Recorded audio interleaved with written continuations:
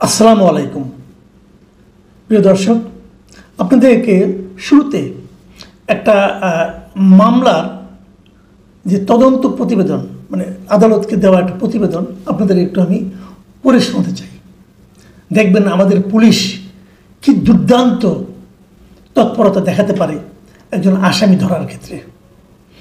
ঘটনা ঘটেছিল 2024 মানে গত বছরের অগাস্ট মাসে, মানে শেখ হাসিনার পতনের একদিন আগে।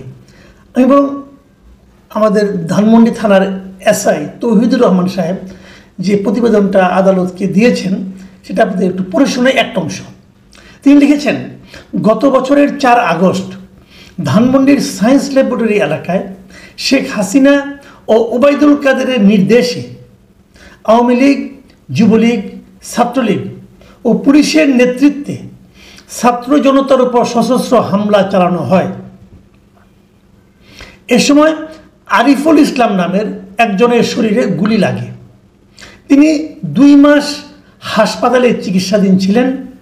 ঘটনার সময়ের প্রত্যক্ষদর্শী সাক্ষী এবং বাদীকে জিজ্ঞাসাবাদে আজিজুর রহমান ঘটনায় জড়িত ছিলেন বলে সাক্ষ্য প্রমাণ পাওয়া গেছে। মামলার তদন্তের স্বার্থে তাকে কারাগারে আটক রাখা প্রয়োজন। তার মানে জড়িত ছিলেন কে? আজিজুর রহমান নামে এক ভদ্রলোক। উনি কি করেছেন? উনি হাসিনা আর ওবায়দুল কাদেরের নির্দেশে এবং তার সঙ্গে যুবলীগ, ছাত্রলীগ এবং পুলিশের নেতৃত্বে যে হামলাটা হয়েছিল সেই হামলায় উনি ছিলেন। আচ্ছা, আজিজুর রহমান কি ছাত্রলীগ করেন? করার কোনো চান্স নাই, কারণ ওনার বয়স একটু বেশি। উনি যুবলীগ করেন অথবা আওয়ামী লীগ করেন অথবা শেখ হাসিনা অথবা ওবায়দুল কাদের খুব ঘনিষ্ঠ, সেরকম কোনোটারই হওয়ার কোনো সম্ভাবনা নাই। কারণ উনি পেশাগত জীবনে একজন রিক্সা চালক। ওনার রিক্সায় নিশ্চয়ই ওবায়দুল কাদের ওঠেন নাই, ওনার রিক্সায় নিশ্চয়ই শেখ হাসিনা ওঠেন নাই। ওনাদের সঙ্গে একটা ব্যক্তিগত পরিচয় থাকবে, সেটাও সম্ভব না। আসলে উনি কে? আসলে এই লোকের অপরাধ হলো, দৃশ্যটা আমরা যতটুকু বুঝতে পেরেছি সেটা হলো যে এই যে 15 আগস্ট গেল শুক্রবার দিন, এদিন তিনি ধানমন্ডির 32 নম্বরে গিয়েছিলেন বঙ্গবন্ধুকে শ্রদ্ধা জানাতে। এবং শ্রদ্ধা জানাতে গিয়ে উনি বলেছেন যে আমি রিক্সা চালাই, আমার নিজের টাকা, উপার্জিত টাকায় আমি 2টো ফুল কিনে এনেছি, আমি বঙ্গবন্ধুকে ভালোবাসি, ওনার মাজারে আমি 2টো ফুল দিব। এই ছিল তার অপরাধ। এই অপরাধে তাকে ওখানে গণপিটুনি দেওয়া হয়। ওখানে পুলিশ ছিল, কিন্তু পুলিশের সামনে থেকে গণপিটুনি দেওয়া হয়।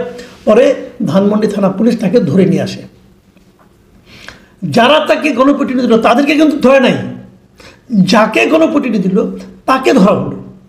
যে মার খেলো তাকে পুলিশ ধরে আনলো এবং ধরে এনে কি করলো, একটা হত্যা মামলার আসামি হিসেবে আদালতে চালান করে দিল।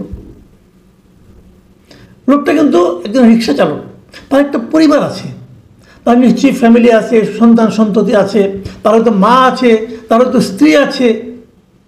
তারা জানলেও না যে তাদের বাড়ির গৃহকর্তাটা থানার থেকে মানে ফুল দিতে যেয়ে জেলখানায় চলে গেল। এখন এই ভদ্রলোক বঙ্গবন্ধুকে ভালোবাসেন। বঙ্গবন্ধুকে ভালোবাসা কি অন্যায়? বাংলাদেশের কোনো আইন এটা বলা হয়েছে? বলা তো হয়নি। তাহলে পুলিশ তাকে কেন ধরলো? আমরা মনে করতে পারি যে 2 দিন আগে আমাদের প্রেস সেক্রেটারি কিন্তু বলেছিলেন যে যারা নাকি এই 15 আগস্ট কোনো কর্মসূচি পালন করবে তাদেরকে আইনের ব্যবস্থা নেওয়া হবে। এবং তারপরে দেখলাম এই ধানমন্ডি থানার একজন কর্মকর্তাও বলেছিলেন যে প্রেস সেক্রেটারির কথা অনুযায়ী নাকি ওনারা কাজ করছেন।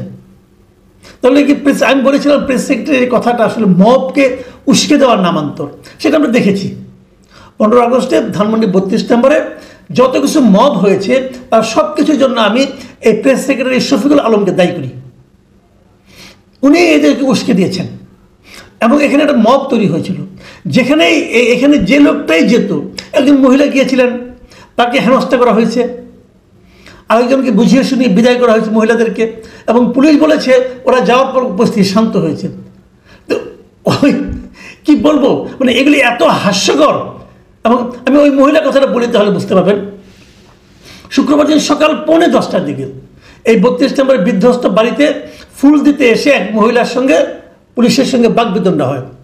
এবং তাকে সে বলছিল, ওই মহিলা বলেছিল যে আজকে 15 আগস্ট এই বাড়িতে বঙ্গবন্ধুকে হত্যা করা হয়েছে, এটা বঙ্গবন্ধুর বাড়ি, আমি ফুল দিয়েই যাব। আমি আপনাদের কাছে হেল্প চাই, আমাকে হেল্প করুন, এই কথাটা উনি বলেছিলেন পুলিশকে। পুলিশ তাকে হেল্প করেছে, তাকে ওখান থেকে তুলে নিয়ে রিক্সা তুলে বিদায় করে দিয়েছে।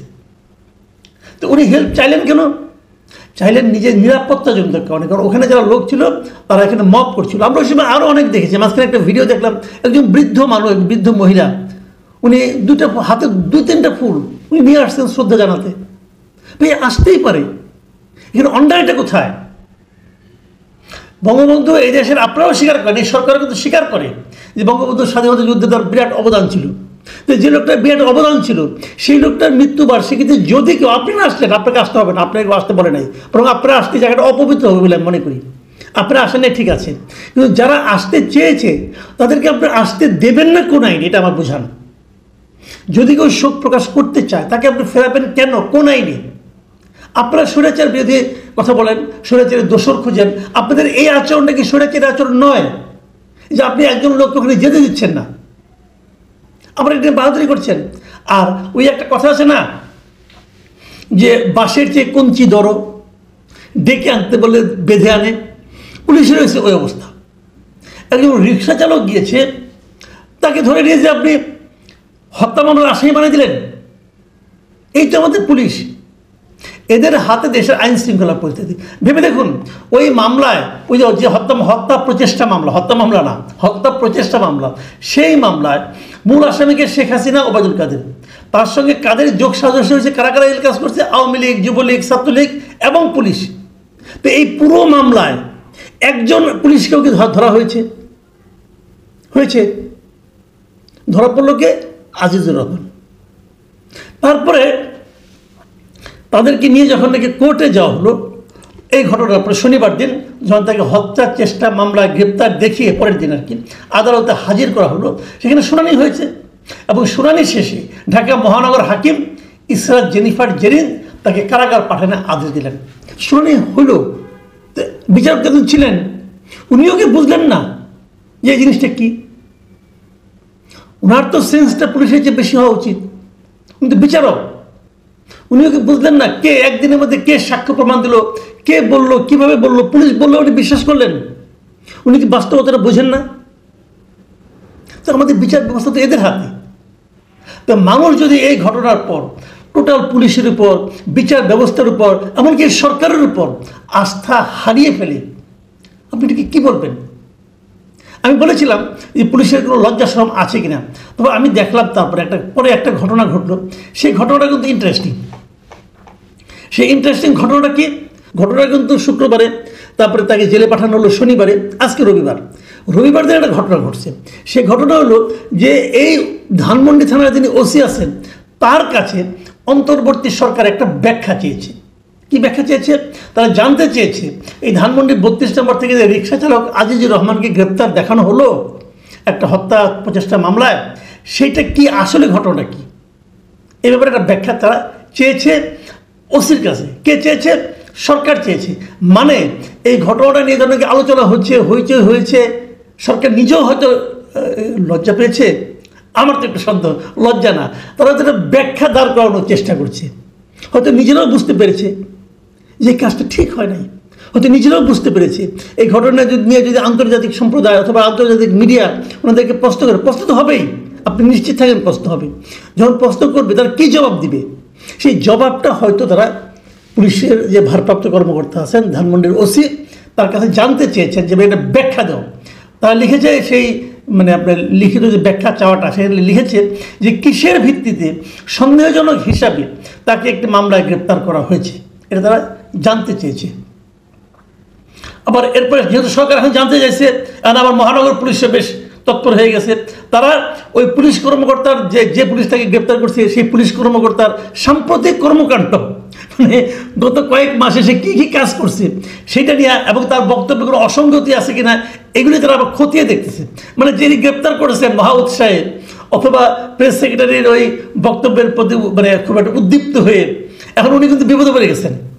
কারণ মুখ রক্ষার জন্য সরকার হয়তো ওই পুলিশ কর্মকর্তার চাকরি নিয়ে টানাটানি ফেলাই দিতে পারে। মানে একটা ভয়ঙ্কর অবস্থা। একবার একজন বলতেছে তার বিরুদ্ধে আইনানুগ ব্যবস্থা নাও, পুলিশ মহা উৎসাহে যাচ্ছে, আবার আরেকজন বলছে উৎসব বেশি দেখানো হয়ে গেছে, অতএব তুমি জবাব দাও। জবাব পছন্দ তো হবে কিনা জানি না, আবার তুমি কি করেছো গত কয়েক মাস সেই হিসাব আমরা নিচ্ছি, মানে সব মিলে একটা এলাহি কাণ্ড। এইভাবেই চলছে আমাদের দেশের সরকার, আইন, বিচার এবং সামগ্রিক পরিস্থিতি। কি বুঝবেন এতে? আমরা একটা অন্তর্বর্তীকালীন সরকার পেয়েছি, যে সরকারের শীর্ষ পদে আছেন একজন নোবেল লরিয়েট, তার কাছ থেকে আমরা এই আচরণ পাচ্ছি। এটাকে কি নিরপেক্ষ আচরণ বলবেন আপনারা? উনি তো প্রতিহিংসার জগতে আছেন, উনি তো প্রতিহিংসায় চরিতার্থ করতে চাচ্ছেন, উনি এবং ওনার টিম। প্রতিহিংসা দিয়ে কি বড় কিছু অর্জন করা যায়? প্রতিহিংসা দিয়ে কি জাতিকে ঐক্যবদ্ধ করা যায়? প্রিয় দর্শক, এই প্রশ্নটাই থাকলো আপনাদের কাছে। এখন এ পর্যন্তই। আল্লাহ হাফেজ।